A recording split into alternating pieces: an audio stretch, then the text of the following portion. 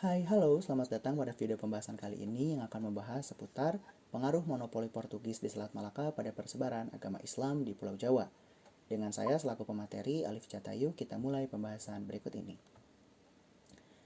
Garis besar pembahasannya ada 5 poin, 3 poin utama merupakan poin awal, yaitu yang akan mengantarkan para viewer sekalian untuk lebih memahami tentang tema dan juga pembahasan nantinya. Dan juga 2 poin terakhir adalah poin inti dari pembahasan kali ini. Baik, kita mulai pembahasan dengan pembahasan yang pertama, yaitu jalur sutra dan Malaka.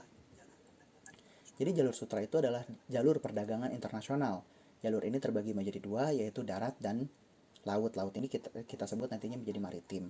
Jalur maritim ini ternyata melalui Selat Malaka. Mengapa demikian? Karena ada dua pemeran besar di sana, yaitu peran peradaban Tiongkok dan juga India. Seperti itu. Kita lanjutkan, yaitu dampak jalur sutra ini bagi Nusantara. Kita masuk poin kedua. Dampaknya apa? Ada 3 dampak utama yang saya masukkan. Pertama, dampak secara politik, yaitu kemunculannya kerajaan-kerajaan besar karena dianggap wilayah ini menjadi wilayah strategis. Dilanjutkan dengan ekonomi dan perdagangan, masifnya praktek perdagangan di sini yang mengakibatkan banyaknya orang yang berdagang singgah ke wilayah ini, dan juga persebaran sosial budaya dari peradaban-peradaban yang singgah ke wilayah ini. Dilanjutkan, ternyata selain 3 poin itu adanya berita dan rumor. Mengapa demikian? Jadi kekayaan dan strategisnya wilayah Malaka ini tersebar dari mulut ke mulut, dari para pedagang, musafir, dan juga para pemuka agama menyebarkan berita ke wilayahnya, sehingga berita dan rumor mengenai Malaka ini semakin tersebar luas. Seperti itu. Kita lanjutkan poin ketiga, yaitu penjelajahan samudera bangsa Eropa. Nah, sebenarnya apa sih latar belakang bangsa Eropa sampai menjelajahi samudera? Pertama, kelangkaan rempah yang terjadi di Eropa ini amat parah, sehingga mereka berusaha untuk mencari produsen rempah selain yang dilakukannya dengan Konstantinopel. Kedua, perkembangan teori dan ajaran mengenai bentuk bumi yang bulat.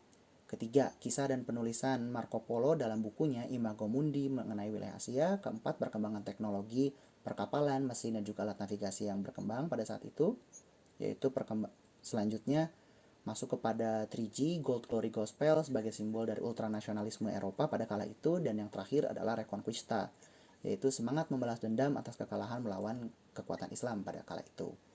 Kemudian dilanjutkan, apa sih dampaknya dari penjelajahan Eropa ini? Dampaknya adalah pertama, penemuan benua baru bagi Eropa, yaitu benua Amerika. Kedua adalah pemetaan benua non-Eropa, seperti wilayah Afrika, wilayah Amerika, dan juga wilayah Asia.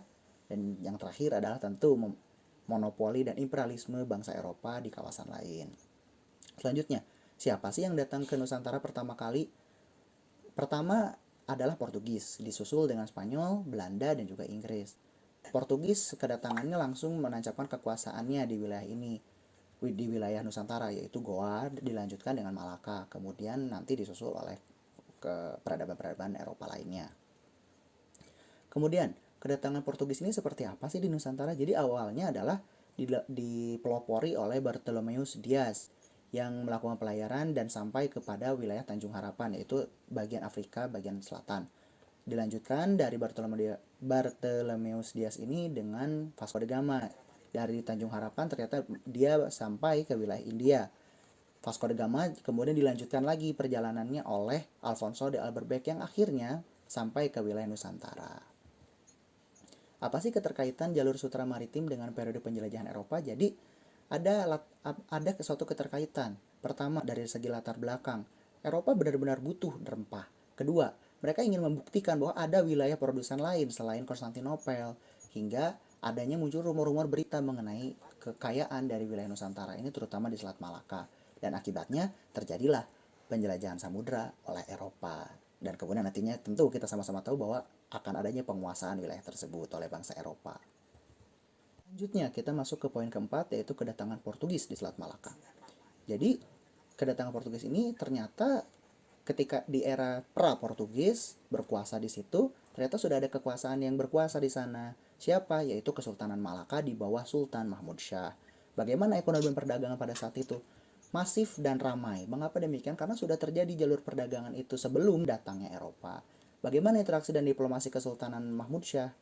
Jadi interaksi pada saat itu baik secara lokal, maksudnya regional, sudah terbentuk gitu karena adanya kesamaan, yaitu kesamaan dari segi religi, karena mereka sama-sama menganut agama yang sama, yaitu Islam sebagai agamanya. Jadi baik di wilayah Melayu dan juga Nusantara ini sudah ada interaksi dan diplomasi yang baik yang dilakukan oleh Kesultanan Malaka. Kemudian kita lanjutkan ke selanjutnya, yaitu Selat Malaka di bawah Portugis. Nah, Selat Malaka ini seperti apa sih ketika berada di bawah pengaruh Portugis? Awal kedatangannya seperti ini. Mereka Portugis ini datang pertama kali ke wilayah Goa karena menurut mereka wilayah itulah yang menjadi wilayah yang sangat kaya akan rempah. Tapi ternyata perkiraan mereka salah dan hasrat mereka untuk rempah ini tidak cukup dengan Goa. Kemudian mereka tetap ingin menyerang wilayah Malaka dan akhirnya hal itu pun terjadi dengan penyerangan mereka membawa 1.200 orang dan juga 17 kapal perang melawan Kesultanan Malaka selama 40 hari yang kemudian dimenangkan oleh Portugis, dan akhirnya Kesultanan Malaka pun harus melarikan diri dari wilayah tersebut dan mendirikan ibu kota baru di wilayah Bintan. Nah, di bawah Portugis ini ternyata membawakan dampak negatif. Dampaknya apa? Penurunan aktivitas dagang. Mengapa demikian? Penurunan aktivitas dagang ini akibat instabilitas. Instabilitas yang diciptakan oleh kekuasaan Portugis. Karena pada saat itu wilayah yang asalnya damai akan lebih stabil untuk wilayah perdagangan menjadi tidak stabil lagi untuk perdagangan akibat dari perang yang dilakukan oleh Portugis dengan wilayah-wilayah lain, karena wilayah lain ini merasa ini tuh wilayah Malaka bukan wilayah Portugis, sehingga terjadi kecemburuan, perselisihan dan juga pertikaian yang berujung pada peperangan. Nah, Malaka di bawah Portugis ini ternyata juga memberikan dampak yang cukup positif, yaitu pembangunan benteng untuk mempertahankan diri Portugis dari serangan wilayah Nusantara dan juga Melayu, dan yang kedua adalah pembangunan kota. Ini bertujuan untuk mengembangkan perdagangan wilayah tersebut, dan yang terakhir adalah pemetaan wilayah Malaka. Setelah perang 40 hari dilakukanlah pemetaan oleh Portugis pada kala itu.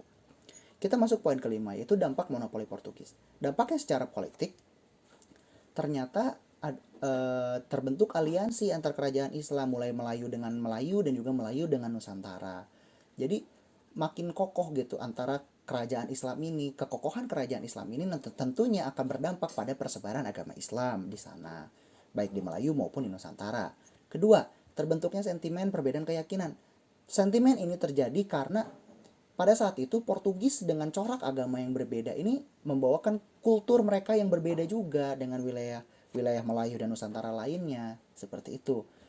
Hingga akhirnya ternyata kejatuhan Malaka ini justru melahirkan dua kesultanan baru. Kesultanan baru ini lahir karena dua anak sultan ini memimpin kerajaan lain di wilayah Semenanjung Melayu. Misalkan seperti anaknya yang pertama mendirikan Kesultanan Perak karena keinginan rakyatnya dipimpin oleh anak Sultan Mahmud Syah. Yang kedua juga ternyata mendirikan kesultanan baru, yaitu Kesultanan Johor. Nah, Kesultanan Johor inilah yang melanjutkan politik dari kerajaan Malaka.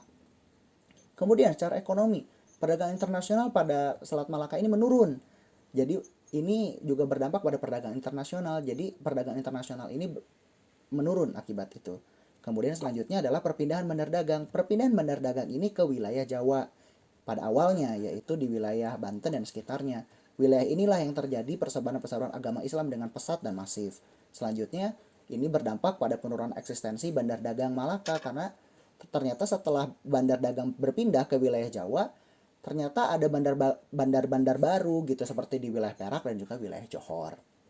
Selanjutnya, terhadap persebaran agama Islam. Pertama, masifnya sebaran ajaran Islam. Karena bandar dagang ini pindah, tentu para musafir, para pemuka agama Islam ini dengan lebih mudah leluasa menyebarkan agama Islam di wilayah tersebut, terutama di wilayah Jawa. Yang kedua, akibat dari jalinan yang makin kuat antar kerajaan Islam ini menimbulkan sentimen positif bagi masyarakat kala itu di Pulau Jawa, Nusantara dan Melayu untuk berkeyakinan untuk memeluk agama Islam dan juga meyakini ajaran Islam.